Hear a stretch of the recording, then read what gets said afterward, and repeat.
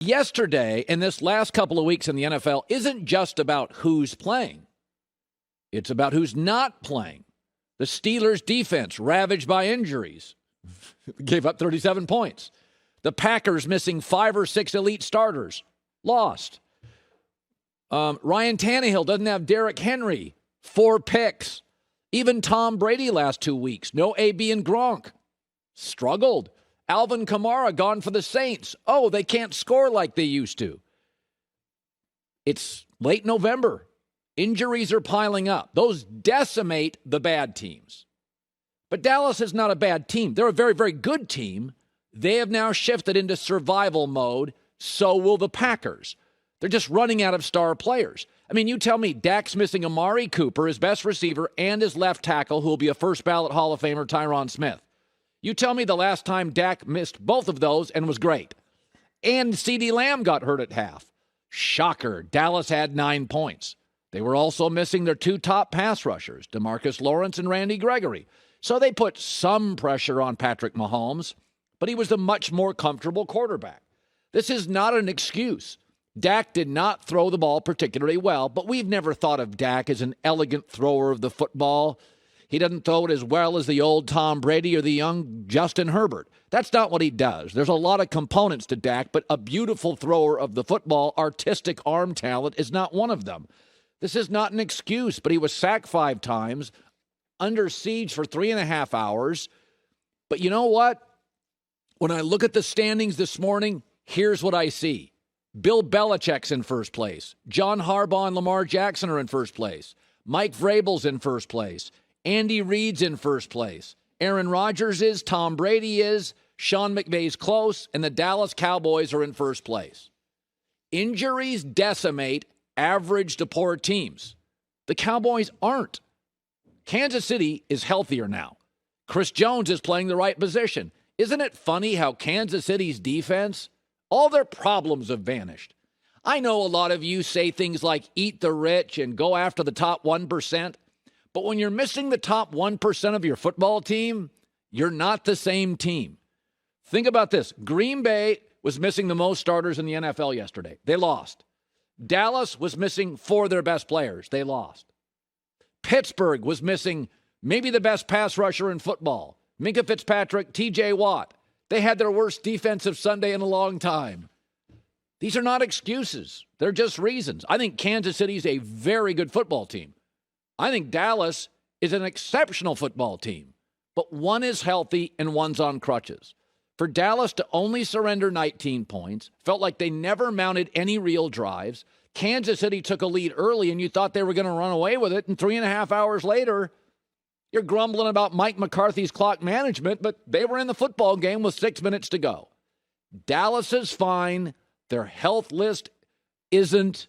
They're playing with crutches. But if you look at the standings this morning, it's late November, and the really good teams, almost all of them, have been at some point this year decimated with injuries, and they're still in first place. The cream always eventually rises, and I know we haven't said this much for 20 years, but Dallas is cream of the crop in the NFC East. They're right where they should be. They just need to get healthy. So I was thinking about this. I'm watching the Chargers-Steelers last night, and there's a lot of teams out there that are wondering, you'll see one tonight, the New York Giants. Do we have the guy at quarterback? Whether you have Tua, should we pay Baker Mayfield? Is Zach Wilson going to make it? Is Daniel Jones really the guy? You got these big decisions. Are we going to pay him? And the question's always, a true franchise quarterback, an Aikman, a Bradshaw, a Manning, a Brady, can pull parts of the franchise that aren't great, that are suboptimal. Last night, you saw what a franchise quarterback looks like. 23-year-old Justin Herbert. Special teams for the Chargers, shocker, they were awful. Defense for the Chargers disappeared in the fourth quarter. But here's Justin Herbert. The kid's remarkable. 8 different guys caught the ball. And if you're sitting there as a GM wondering, do we have the right guy? Well, Justin Herbert is 6'5", 230, mobile. And here's what I love about him. He's got a huge arm, but infrequently shows it off. He's 6'5", 230, can run over most linebackers. But he not only slides, he almost always slides early. He's Andrew Luck with better football decisions, and his demeanor never changes. He's never cocky. He's never anything other than confident with all these skills. He makes great choices. Confidence is when you don't have to tell people how great you are, and you don't have to show off the few assets you have. You go to social media in 2021, 23-year-olds don't have much, but they want to tell you about everything. This kid has everything, and he never really talks about it. To watch the Chargers special teams implode, to watch the Chargers defense vanish, and then they give it to Justin Herbert, and that stadium was 75, 80% Steeler fans, and he marches right down the field, totally poised, had to pull his franchise. We talk about tractor and trailer. This guy's a tractor. He pulled a franchise that has a history of botching wins, and they were about to botch it, and here you go. And the thing about Herbert, that's another thing I love about him, is that when your demeanor doesn't change, generally either does your team's. And here he just pulled off maybe the biggest win in his career. There's so much I like about it. He really does feel like Andrew Luck, but Andrew Luck sometimes was a little aw shucks. Sometimes I thought inauthentically took the blame all the time. Football decisions were at times too aggressive. Herbert is all that.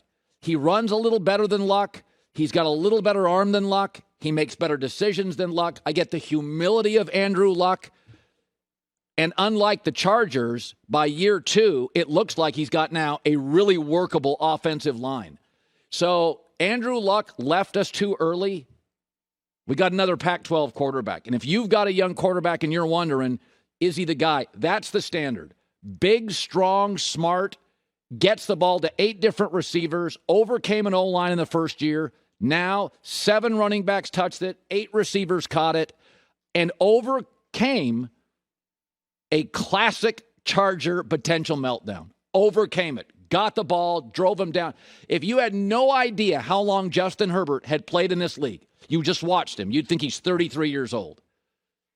He hasn't had to grow into this position. Like, he's just ready to play for the next 13 years. You can totally trust him with the franchise, with the offense, with bad special teams, with a melting defense. Give him the ball and let him go. Like, that's the standard. That's what it should look like when you've got it all right. If your guy's 4 inches shorter, not as mobile, too much ego, bad decisions, then you're not going to beat that guy. Excellent.